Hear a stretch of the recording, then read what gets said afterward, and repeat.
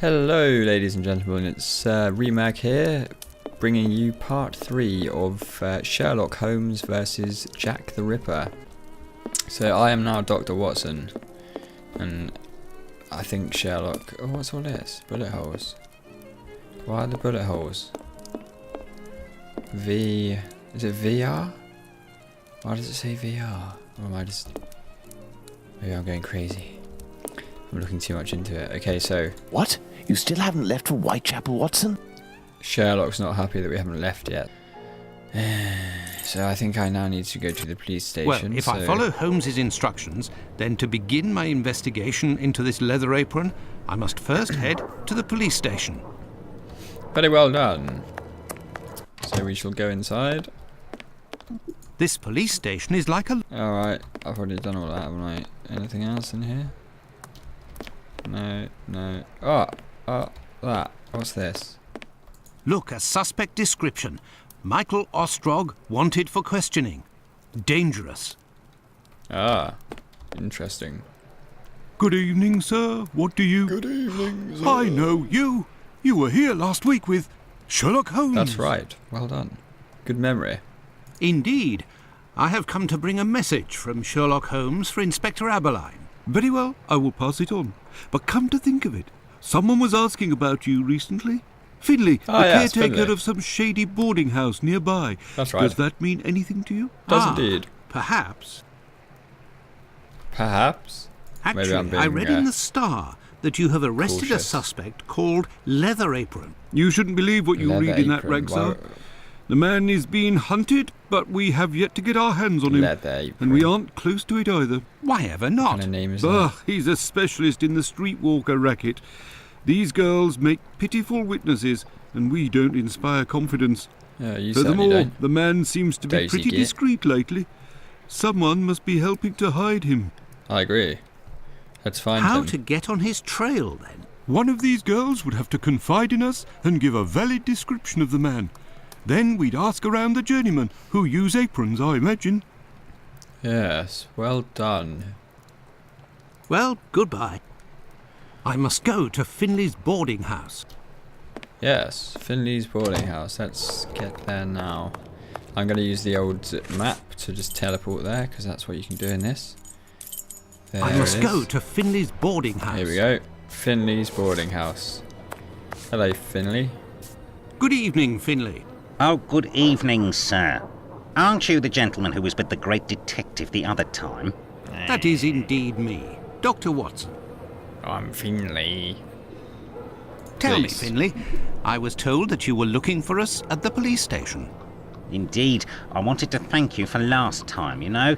That vagrant has never set foot round mine Good. again. I even found a tenant, one who pays his rent, I mean. Excellent.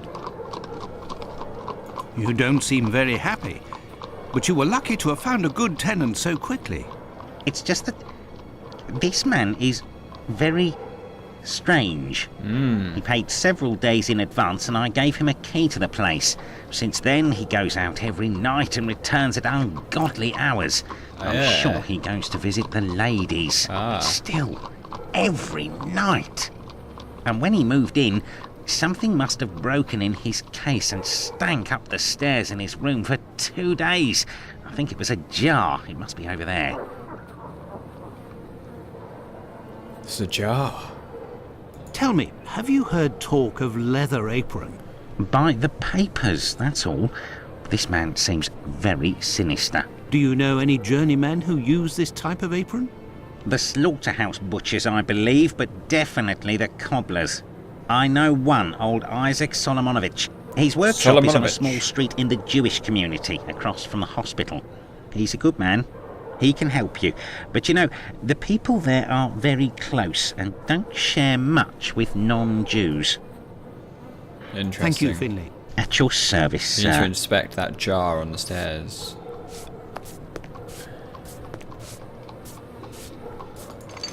This odour is very strong indeed, but the whole neighbourhood as such has a dreadful stench. Indeed. Finley might have an idea as to what this bottle contained.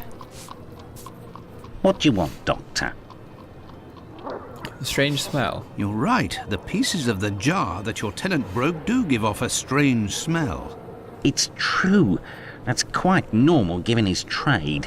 Yes, and what would the trade be of your strange tenant? A doctor, like yourself, I believe. Dr. Tumblety, a foreigner. Canadian, perhaps. Dr. Tumblety. It might be interesting to know more about him. Indeed. I talk without opening my mouth, unless I was thinking. Let's carry on. Thank you, Finley. At your service, sir. Right, so we now need to go to fucking phone ringing outside. That's really annoying. Really annoying. Anyway.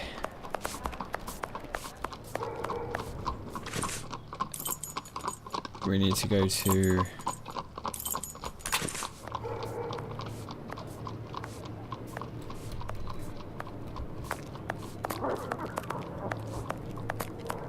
I don't know. Solomonovich, anyone? Anyone seen Solomonovich? Have you seen Solomonovich? No, it would be better not to insist. She gropes herself instead of answers, okay. Solomonovich. Let's try up here. God, this godforsaken place. Tramps everywhere. Not a place for Dr. Watson.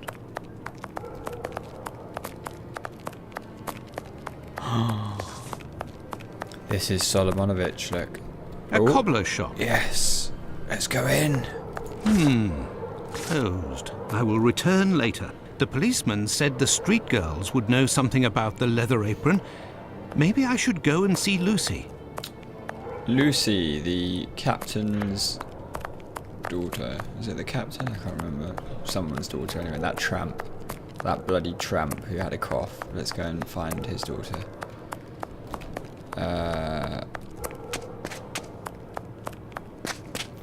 Back here, I believe. Isn't that right, officer? Yeah. That fucking thing, man, it's always a horse that goes past some scripted event. It freaks me out. There she is, that's Lucy. That's her. Okay. Oh, it's Making you. progress. I'm coming. Dr. Watson, how are you? Very well. I can't say that. Well, and yourself? And how's your uncle? Oh, he sleeps a lot, but he doesn't seem to be suffering. Your medicine has worked wonders. Thank you again. It was the least I could do. I have come to see you about a certain leather apron. Have you heard of him? Oh, yes. While they're talking about an course. apron. Terrible things are said about that man. Have you ever come Surely across they could give him? him a better Goodness name gracious, than that. no. But I know that he has threatened and taken many girls in my situation. I don't know what more I can say, but Bella would be able to tell you some. Who is Bella? Who is Bella? Bella Pullman. She's the landlady of the place where I could take you there if you like. Please do. She works, she was going to say. It's me. It's So Lucy. fuzzy. This gentleman would like to speak to Bella. It's the doctor who helped me. I must leave to return to my uncle. Thanks again. That's alright, Prozzy. Out of the way, I don't like the look of you. Out of the way, I don't like the look of you. I should have done that voice. Oh, Mr. Bean. Oh.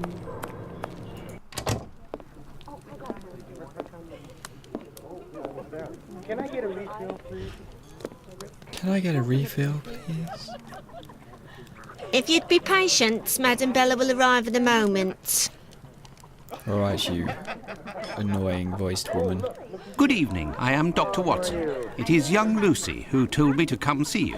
Ah, so you're the Good Samaritan Yes. who saved her uncle without asking for anything in return. That's right. And now you've come to see me, no doubt, to explain that the poor little thing doesn't belong here, and you will see to her future. No. Well, if you expect me to let her leave with you. Shut up, woman. It's not that, ma'am. You should know I am a married man. And why should that matter? I believe there has been a misunderstanding. The reason that Lucy sent me here is that you may be able to give me some information about Leather Apron. Are you a doctor or a constable? I am most certainly a doctor, but I am acting in this matter in a private capacity, and I would like to find this man. Well, if you're able to rid us of him, I'll give you a week's worth of free passes. That man is a Excellent. thorn in our sides. He spies on the girls in the streets and watches them inside the houses, spying through the windows. And as soon as they're finished with a client, he jumps on them without any warning and forces them to give him their money. I've never seen him, but one of my girls was attacked by this man, and she said that he wore a leather apron and carried a knife. And his face, oh, he has a horrible head with rat's eyes and a deformed mouth. Oh, man, I She can't wait even to see said this that guy. she knew his name, Pizer or Not going to be our killer, Pizer, I'm I afraid, think. because But he I wouldn't don't be know that where careless. she can be found. Margie Nutcracker, the girl I'm talking about, could tell you more, but I had to let her go last week. That's Sherlock thinking there. We've got someone, but he's just a robber and a petty thief. Preys on the weak.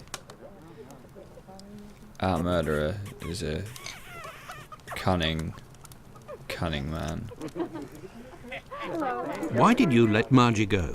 The poor girl caught a shameful sickness, and the symptoms have attacked her face, if you know what I mean. STD, So that I is. gave her notice, and a little bit to help her along.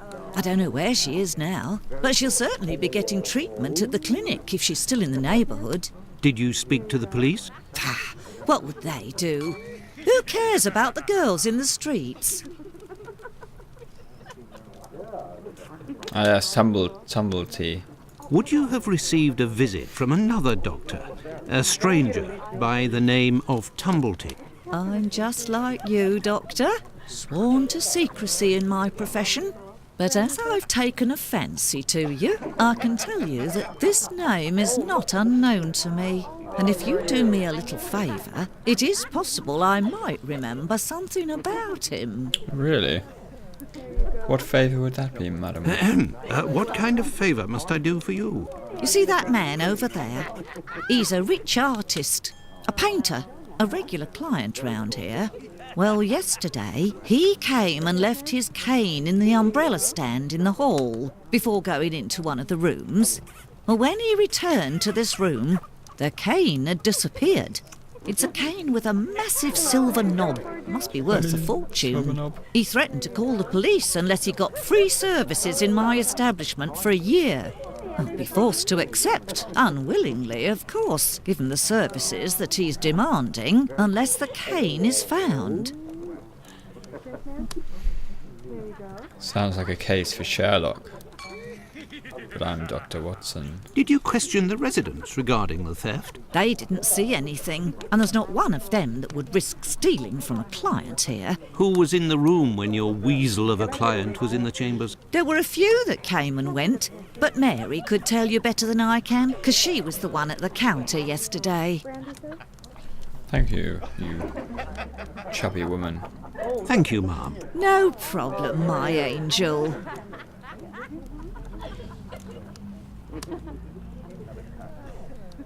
Aha! Oh. Oh.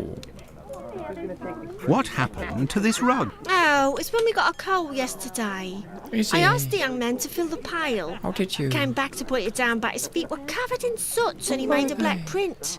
Madam Bella said it was my fault and I got a shilling's penalty. Oh, I also no. have to clean the print and it's no picnic. He has immense feet, that boy. Immense feet. Theft, coal man. Let's Who talk about delivers the man. coal? It's never the same person. I've never seen that lad before. Theft. I heard that there was a theft yesterday. Did you see anything? No, and I was here the whole time. Maybe you nicked it then, woman. Do you always keep an eye on the coat stand? Oh, yes. Well, when the coal delivery came, a client came out of the chambers and stopped me from seeing the boy who brought the bucket of coal. You don't think he would have taken advantage? It's a strong possibility. Until next time, miss. With pleasure, sir. Right. I shall talk to the victim of this crime. Good evening, sir. Good evening, my dear man. I was led to believe that you're a doctor. None of the residents of this establishment are among my patients, sir. Oh, you're not here as a doctor, but as a man, then.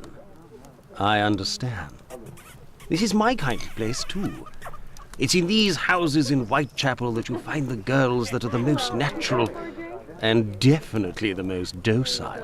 Your way of speaking about these women is not that of a gentleman, sir. I heard that you were the victim of a robbery here. Oh, I'm not complaining. The loss of that walking stick will certainly bring me a very pleasant compensation. Then maybe he stole it from himself. What does your cane look like? The stick is ebony, about 35 inches long. The round knob is made from chiseled silver with a ring around the middle of the same workmanship, just like the tip, for that matter. If you find it, don't tell a soul. Keep it for yourself. Got it? Well, goodbye, sir. Goodbye, or until next time. And good evening.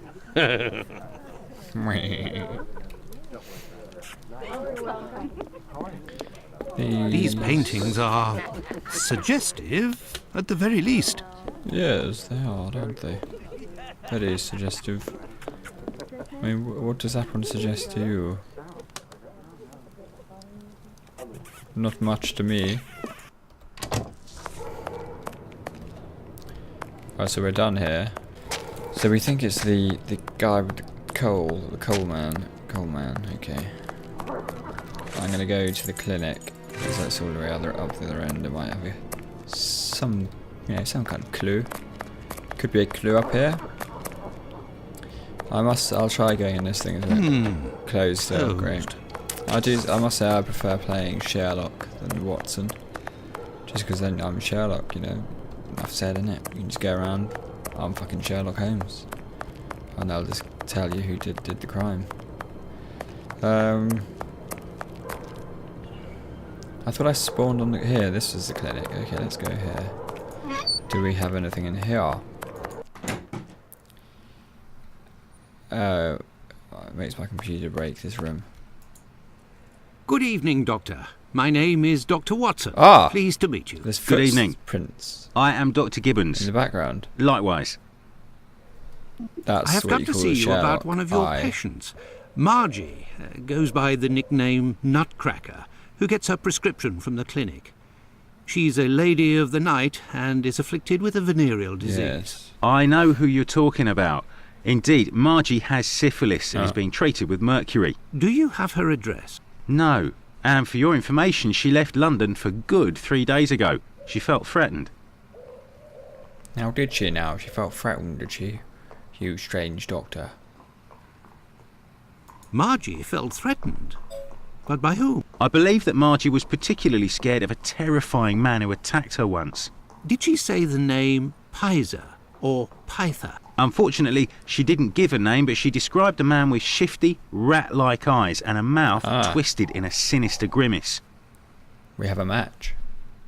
Did Margie have any idea where this man who terrified her so much might be found? No, but she told me that another girl who'd been attacked like her had told her that this man worked in a cobbler's run by an old Israeli. Also, Solomonovich. she saw him again last week, the night of the big fire. She told of going to see the fire like most everyone else in the area. While there, she recognised her attacker in the crowds gathered at the warehouses. There was no mistaking a face like that, she said. She kept an eye on the man the whole time the firemen were working in order to avoid him. Goodbye, Dr. Gibbons. Until we meet again, my dear colleague. What size are your feet? No, it's not you. Ah, you can click it. These footprints are the same as those found on the rug at the brothel. Okay. Ah. What's all this? Why is there a stash of walking sticks here? Eh? Eh? We're onto something. Oh, I suppose there would be actually. Because it's like a clinic, isn't it?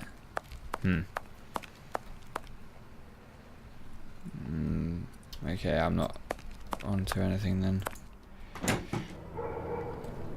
This interview with the doctor revealed an important fact. Leather Apron could not be the Bucks Row murderer. Indeed. According to Margie, the villain passed most of the night of the crime at the fire. He could not have been at the scene of the murder at the moment it was committed. He is, nonetheless, a dangerous character. I agree. So, what have we established? Oh, dear gods, what have we established? I just don't know. I'm gonna go back to that cupboard because I'm sure that's... Surely I could just take one of them and just pretend it's that. Oh, why is it closed now? What? What?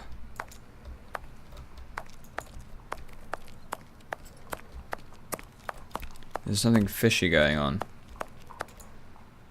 What can I do for you, my... Pardon me, Doctor, but who made the large black footprints there near the beds? The brother of one of my patients. The poor thing had a leg amputated after colliding with a carriage. We arranged to find her a prosthesis. Prostheses are very expensive. How did this man pay? He told me that one of his uncles gave him a walking stick with a chiselled silver knob. I agreed to accept this knob in exchange for a simple prosthesis with harness. But this object is of great value, and I could finance half a dozen other prostheses by selling it on Petticoat Lane. Doctor, I have reason to believe that the silver knob that you possess is from a cane that was stolen by the man who brought it to you. And I believe I know to whom it belongs. That's what I was worried about. The story of the uncle seemed a little strange. Nevertheless, you must have proof of what you claim. I will show you all of the knobs that we have here. If you find the knob that the young man gave me, I will believe you. We'll find that knob, don't you worry. So be it, but something is bothering me. I will need a complete cane, not just a knob. Don't worry, dear chap, build one. I can loan you some tools. Make use of the odds and ends in my cupboard. It'll help get rid of it. Well, I shall try. I will have to remember the description that Sickert gave. Goodbye, Dr. Gibbons. Until we meet again, my dear colleague. Right.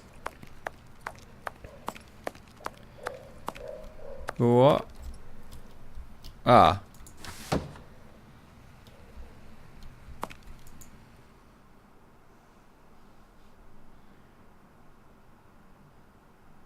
Which one's ebony? Shit, which one's the silver knob? Could it be... It could be those... Either... Oh, God.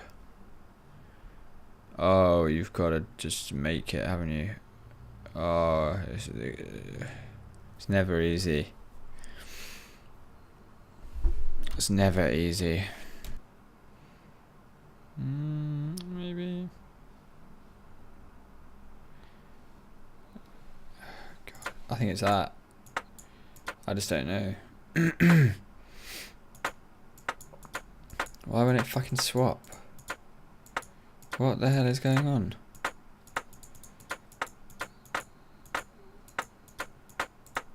"35 inches." No, what did he say? 35 centimeters.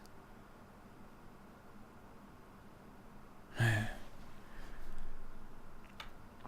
He must have meant 35 inches, which would be 60 or no 70. Or 75.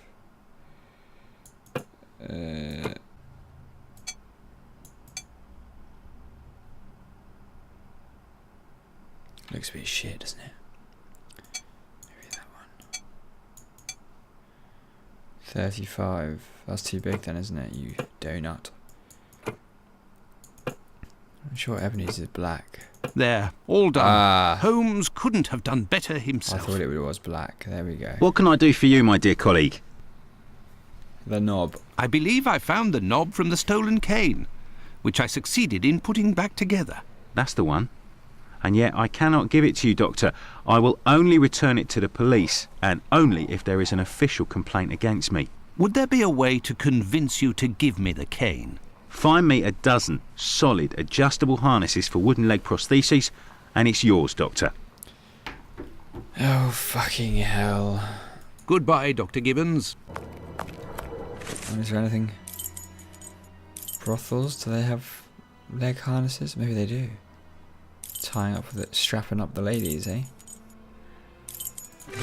I'm gonna go and check them out, see if they've got it. Stay positive. I've got to stay positive. Stay positive. Okay.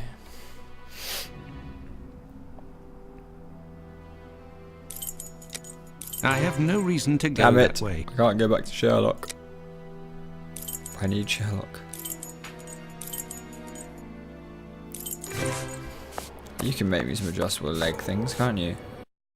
Maybe I can go to that Solomonovich bollocks. Here we go. Let's go here. Shoe repaired it. There's nobody here. How very odd. Adjustable leg braces. I say, these things look like harnesses. Oh my, they are noisy. Yes. Good evening, sir. Pardon the interruption.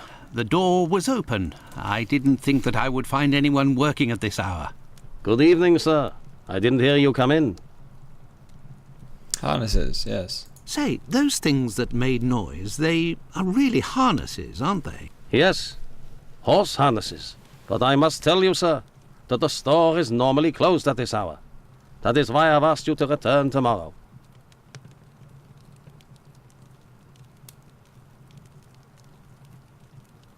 God damn it.